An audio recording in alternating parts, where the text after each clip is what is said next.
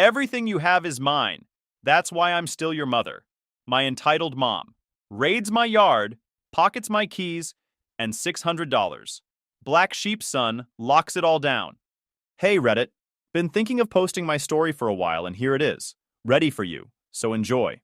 I'm 28 male, eldest, and according to family lore, the official black sheep, aka the only one who thinks boundary isn't a dirty word. The main character? My mother, an entitled matriarch who treats family shares like it's a constitutional amendment. She's had a few fresh starts, new houses, new last names, same tote, currently married to stepdad, and she's raising my two younger half-brothers, Evan, 9 male, and Milo, 7 male. Great kids, zero blame, fully convinced every yard is public property. I've got a partner, a small place with a pool, and the radical belief that locks mean something. She's got volume, confidence, and a habit of walking through doors like they owe her rent. If you've ever had a relative who thinks your home is a community center and your patience is a suggestion box, you already know the vibe. No spoilers, but there will be gates, cameras, and a label maker that's doing the Lord's work. You'll get to see how family shares fares against an actual key. So we're starting here. No boring childhood saga. I'll spare you. Late afternoon, sun bouncing off the deck boards. I was at the kitchen island with a plate and my phone when the side gate latch did its grumpy metal rasp. The gate swung in. No knock, no text. Mom marched through like she owned the hinge. Tote bouncing off her hip. Evan, 9, and Milo, 7, trailed behind in swim shorts. Sunscreen still streaked on their cheeks.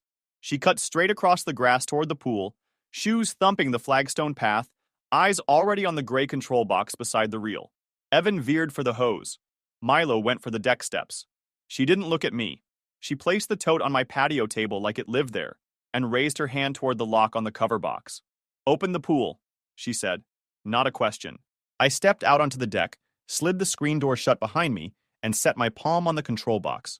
The keyhole stared back. I tapped it once with my fingernail so she could see it wasn't for decoration.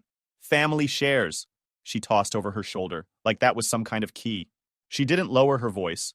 Everything you have is mine. That's why I'm still your mother. No, I said. That's it. No lecture. Just the word.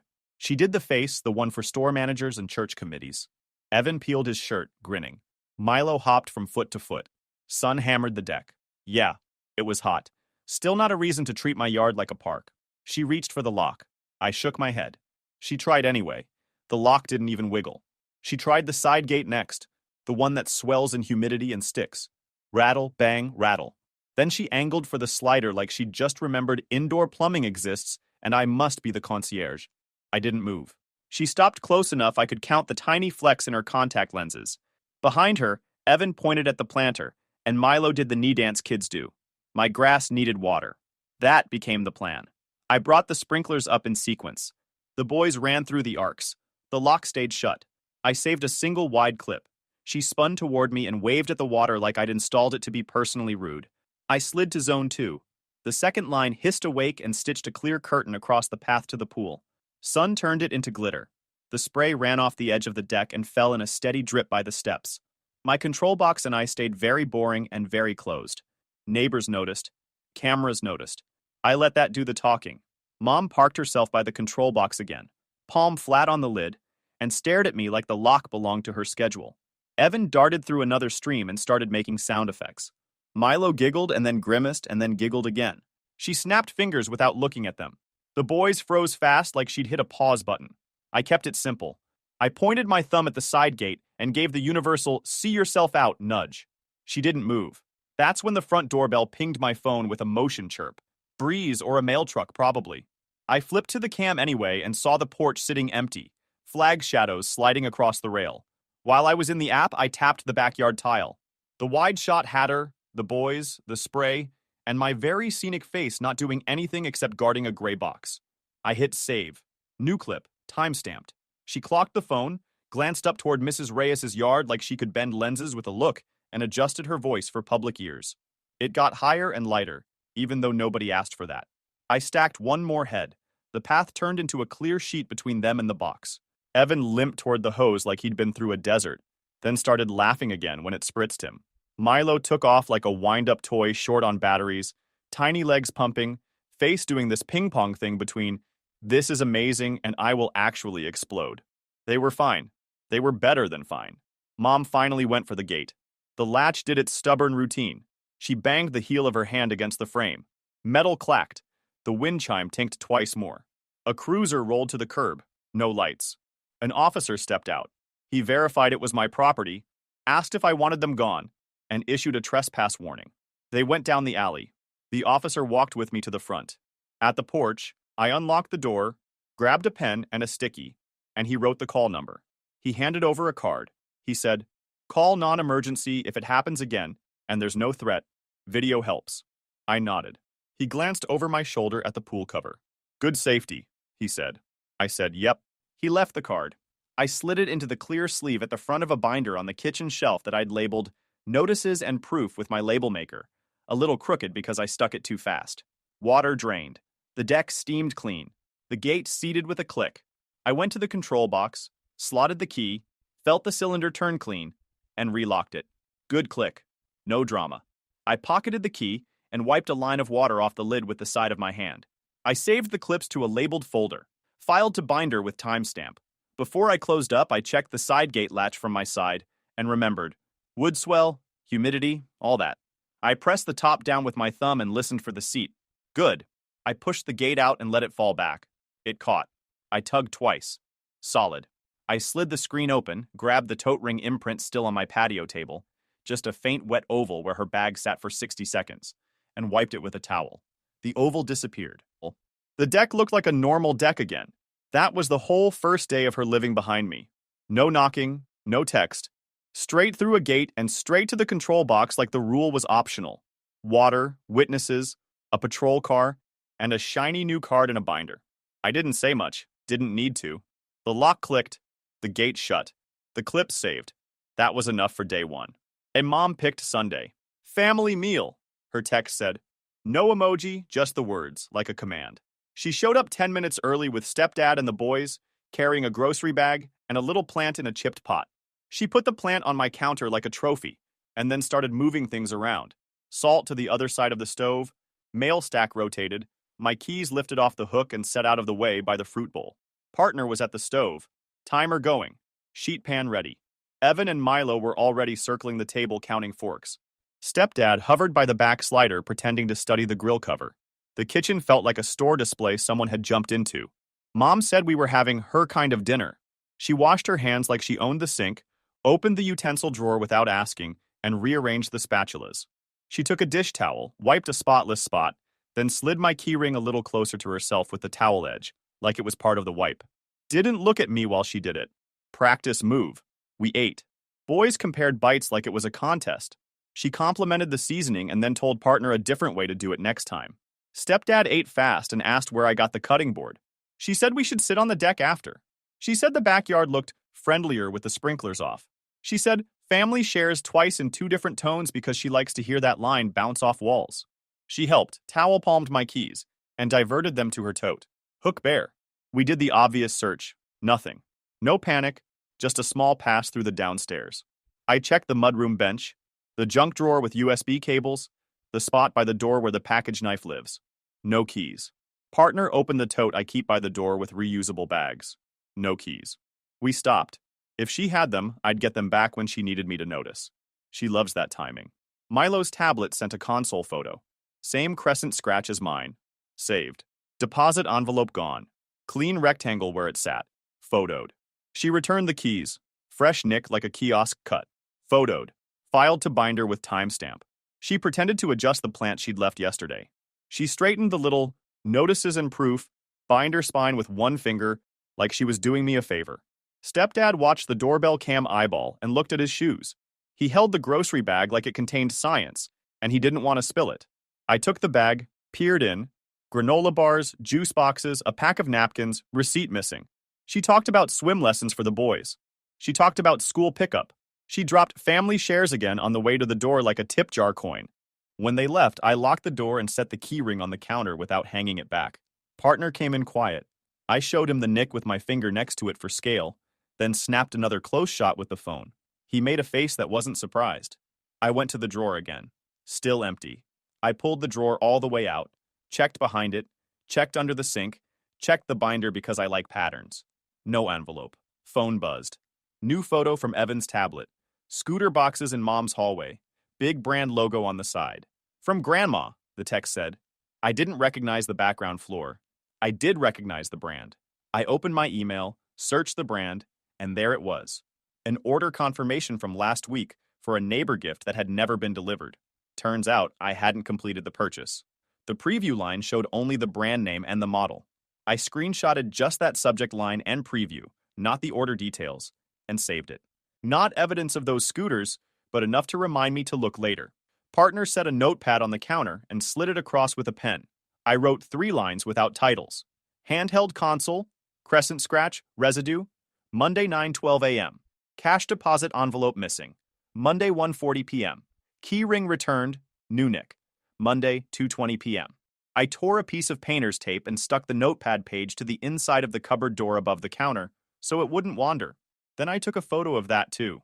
The boys showed up at the back fence at 4 with the snack bars open and the scooters leaning against mom's leg in the alley. She made a big show of waving the wrappers like they were thank you cards and then pointed at the side gate as if she'd been told to parade. I didn't open. I pointed at the front door through the glass. She made a big shrug. Stepdad's shoulder sank a centimeter. They left 2 bars on the top of the fence like trophies and walked back down the alley, scooters clicking on every line in the concrete.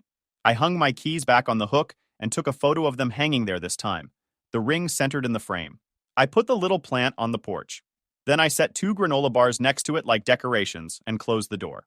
The timer on the stove beeped from some earlier setting partner had paused. I turned it off. I dumped the phone photos into the same album I made yesterday and tagged them with plain words. Then I took the empty console case off the table and put it in the hall closet again. Top shelf, far left, nothing else touching it. If something went missing from that shelf again, I wanted a clean line. By 6, the kitchen felt like mine again. The key ring was on the hook. The drawer was still empty.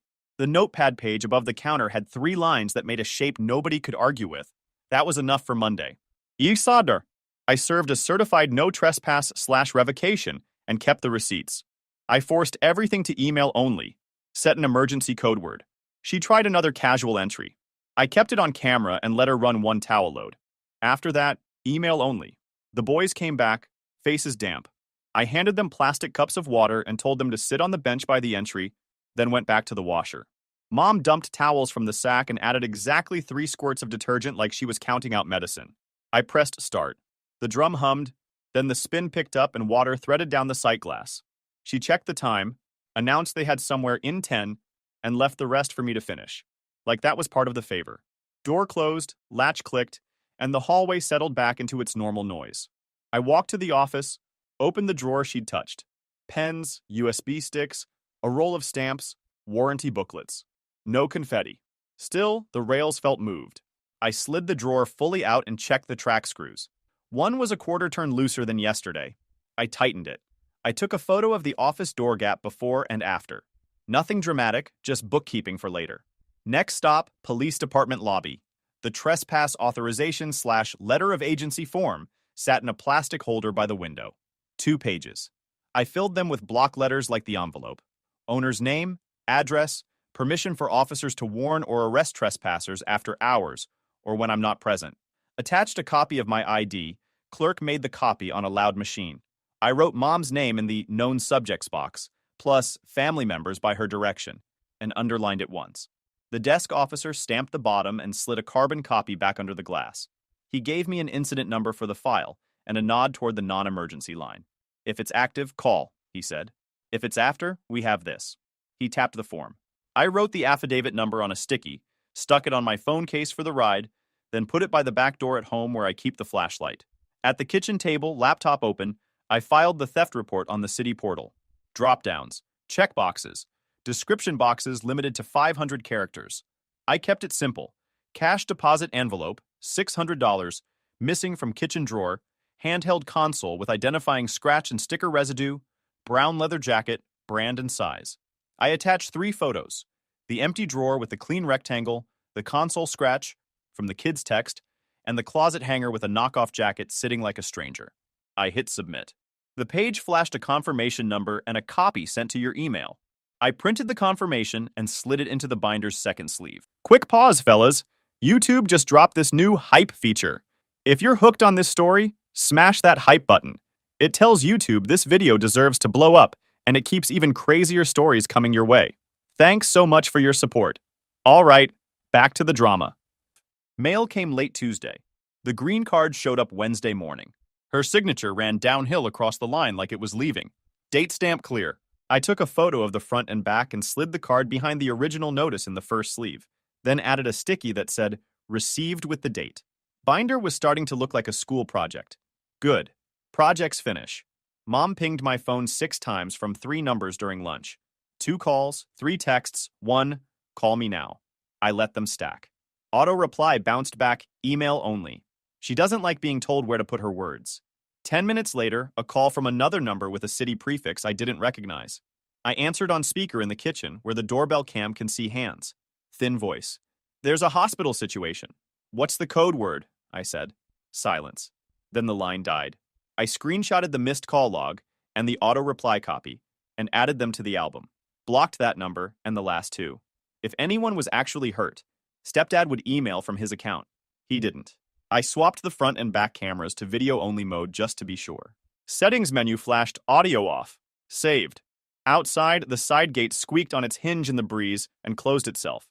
The latch thunk was small. I checked it anyway, tugged twice, and let it settle. Thursday morning, a city truck rumbled down the alley. The driver slowed at the fence line to pick up a couple of branches someone had left by the bin. He saw me at the gate, raised a hand, and kept moving. The alley is good at carrying sound.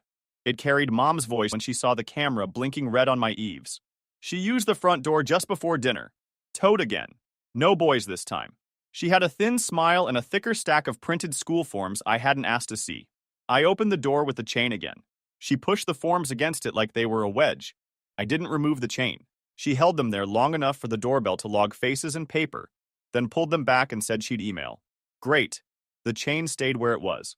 Backyard after sunset, I walked the fence line with a flashlight and tightened the side gate striker plate by a hair so the latch seated on the first drop. 2 turns. Slight scrape as the metal shifted. I tested the self-closing hinge with 3 pushes. Clean catch each time. Hinge squeaked. I shot a drop of silicone lube on the pin and wiped the excess. Quiet now. Filed to binder with timestamp. The washer finished the load she left. I pulled towels out one by one and stacked them on the dryer. Nothing extra in the drum, no stray tags, no paper shreds.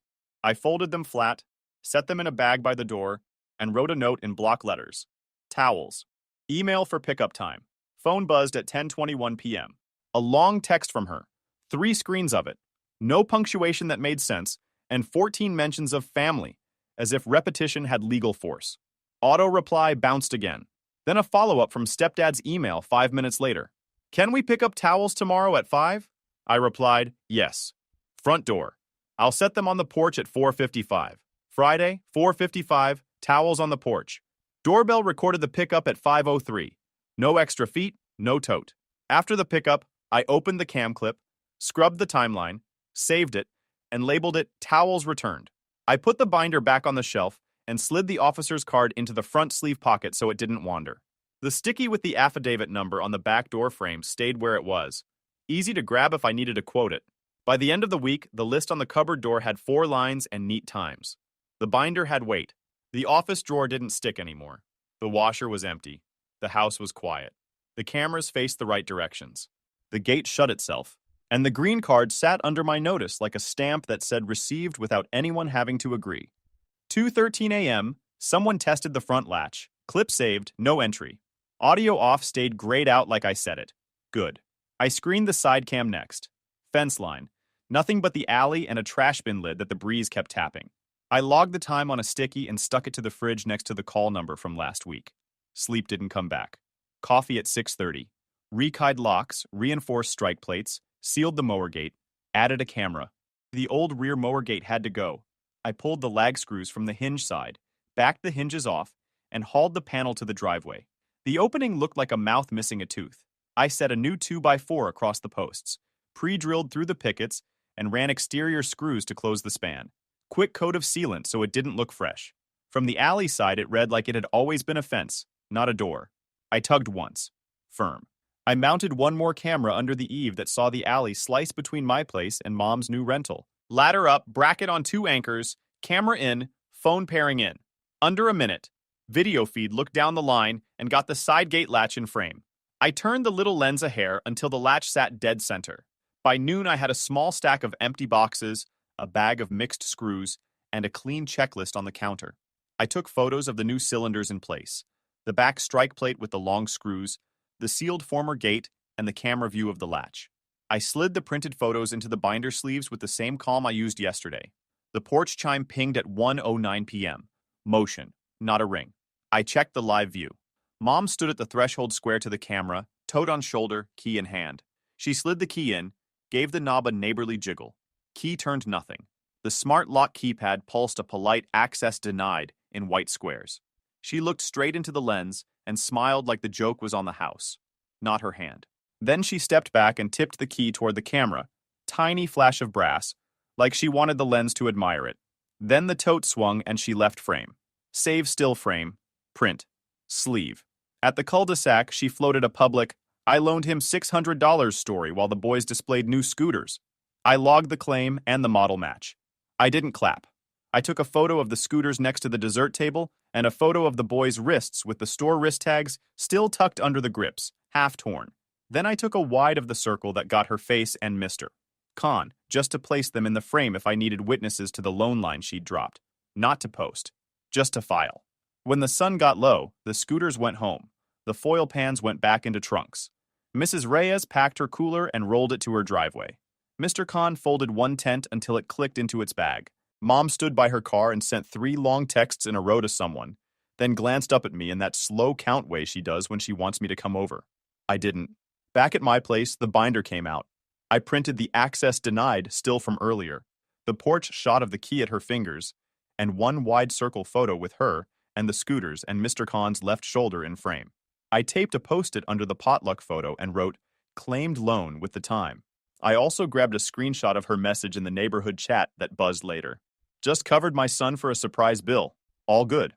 Boys will get extra park time now." I clipped out names, printed the text bubble with just hers, slid that into the sleeve behind the photo. I labeled a divider, missing/claimed, and moved the console photos there with the scooter stem shot. The night visitor clip from 2:13 a.m. got its own file name, Porch Test 0213. I saved the alley cam nothing too, because nothing can still place a time when someone said they weren't there. Before bed, I walked the new fence span where the mower gate used to be. The screws sat flush, the boards lined clean. The alley side didn't show fresh wood. I pressed my palm to it and pushed. Solid. Side gate closed itself behind me with a soft catch. The latch seated. I tugged twice. Good. Phone buzzed once on the counter. Stepdad's email. "Good seeing you at the circle. No questions. No time ask." I replied, "You too." Short, clean. I put the last print into the binder and closed the cover. The clear sleeve in front showed the green card with her signature under the notice header. It sat like a title page. Under that, the porch still. Under that, the night clip timestamp. Under that, the potluck photo. Layers. Not loud, just there. Outside, the streetlight cut the curb in half. The new Eve camera watched the side latch settle and did nothing else. The house creaked once the way wood does when the air drops a degree. The front keypad sat dark and harmless until someone touched it. The porch mat dried along the edges first and left a darker rectangle in the center like a photo in a tray. The rectangle lightened, bit by bit, until it matched the rest. Late morning. Sidewalk heat baking off the concrete. I ran into Mom at the corner where the mailboxes lean from years of kids grabbing them like monkey bars. Toad on her shoulder again, same one with the scuffed leather strap. She shifted it when she saw me. Quick little move to hide the front pocket flap. Too slow. The pocket gaped for a second. White slip in there. Thin cardstock with a barcode and the word keys in block caps. 4 digits after it like a machine code. I didn't slow down. Phone lifted, screen tapped, clean photo. She snapped the tote shut like it had teeth and kept walking without looking at me. I saved the pic to the album and labeled it Tote Slip Keys. Walked home. Didn't text. Didn't say anything. Binder would get it later. Wind flipped the umbrella into the pool. She'd popped the cover lock and rolled it back. I killed the breaker. We got both boys onto floats and out. I relocked the box. Before bed, I opened the album and scrolled the day. Key receipt, side gate, cover unlocked, umbrella in, kids out. I closed the phone and put it face down on the counter next to a blue marker pen and a clean towel. The towel was for tomorrow. The marker was for later. Final lock audit. Cameras synced. Documents laid out. I dotted a bit of washable dye under the alley side latch lip. At lunch, I sent stepdad one email with a time and place. 6 p.m., my patio, kids included. I let him know Mrs. Reyes and Mr. Khan would be there. He wrote back 3 minutes later with a plain okay. The afternoon stretched long, and that way days do when you're waiting on something you can't rush. I kept busy without leaving. The yard got a quick sweep. The patio table got washed and dried. I lined up 2 glasses of water and a bowl of pretzels for the boys and nothing else. At 2:41, the doorbell pinged. She tried a key. The keypad flashed. Access denied. 30 seconds later, the Eve cam caught her yanking the side latch. Washable blue bloomed across her palm. She wiped it on the tote, elbowed the gate shut when she spotted the lens, and kept moving. Mrs. Reyes's ring recorded the same moment. I saved the clips and printed stills. The dye rinsed off in 20 seconds. That's the point. That morning, I'd filed a $600 small claims claim for conversion. On the table, certified notice plus green card, trespass affidavit, theft report, console scratch, mine versus, Evans, scooter model match, access denied still, dye smeared latch, key cut receipt. Mrs. Reyes set her phone on the table and played a muted copy of the alley clip from her ring. It showed the same hand, the same latch, the same bright smear, and then that embarrassed elbow push closing the gate. Mr. Khan took his notebook out and wrote the time without being told which one mattered. He underlined it once and kept quiet. Stepdad's shoulders drooped in a way I hadn't seen before. He looked at the porch still, then the key receipt photo, then the latch shot, and didn't try to cover any of it with extra words. Evan broke the quiet first, not loud. Eyes on the jacket line and the theft report. He said Grandma told him I didn't like that jacket anyway. He kept his voice even, took a pretzel, and lined 3 crumbs in a row the way kids do when their hands want a job. Milo chewed and watched faces like he was tracking a game. Mom stood with one hand hovering near the prints, and the other hand trying to rub away the last of the faint tint. She shifted the access denied still half an inch, like it belonged closer to her, and then stopped moving paper when she noticed the dye on her napkin. Her eyes skipped the affidavit number, and the green card like skipping counted as winning. Nothing in front of her needed a speech to carry it. It just needed to sit there under the same light as her favorite lines. Process server dropped small claims for $600. Photo/time logged. The gate did itself close. The latch seated. The boys watched the tiny click like it mattered more than it looks. Stepdad finally exhaled hard enough to fog a fake window. He didn't say the correct thing or the wrong thing. He just said, "We should go." He took Evan's scooter by the stem with 2 fingers and rolled it like a truce flag. Milo got the other one. They followed him through the gate. She was already halfway down the alley, talking to nobody into her phone, the tote bumping her hip like a second heartbeat. When they were gone, I put the envelope in a gallon zip bag and took 3 pictures, front, back, and the return of service clip. The bag went into the binder sleeve marked served. I wrote the time on the pad and underlined it. Mrs. Reyes showed her ring clip again at the patio table, so I could see the officer at the gate from her side. Mr. Khan wrote the call number and the time in his tiny notebook and tore out the page when I asked if he could sign it for my file. He signed. The page went into the sleeve with the envelope photos. A week passed with quiet that smelled like cut grass and sunscreen. She didn't test the latch. She didn't test the porch. The cams logged cats and a raccoon the size of a pillow. On Wednesday, Stepdad emailed, "Police standby requested for property pickup," and attached the department's printable form. He'd actually read the instructions. I replied with 3 windows I'd be home. He picked Saturday at 10. I forwarded it to the non-emergency email the desk officer gave me. They replied with a case number and a yes. Civil standby. She listed items. I opened where they'd live. Not present across the board. Signed. Monday morning at 8:03 a.m. Stepdad emailed, "Boys would like to swim Saturday 3 to 5. I will be present. Please confirm. Clean. Straight. No extra words." I replied yes and included the short list. Front door knock, rinse feet at the hose, no running, no touching the cover box, no jumping from furniture, stop when I say stop, snacks are pretzels and fruit, bring your own towels. He replied, "Understood. No forwarding to anyone else. No CCS. Just that." Kids swam. Rules held. I sent them home with a new console. Stays at their house. Gate clicked. Quiet.